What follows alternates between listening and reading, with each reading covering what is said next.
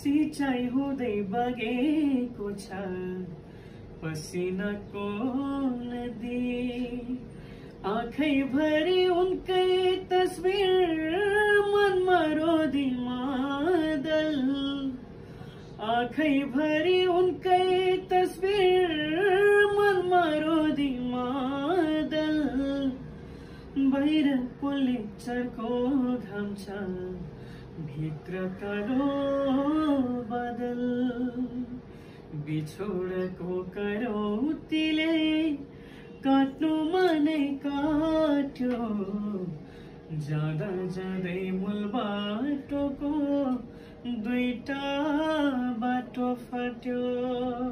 Thank you.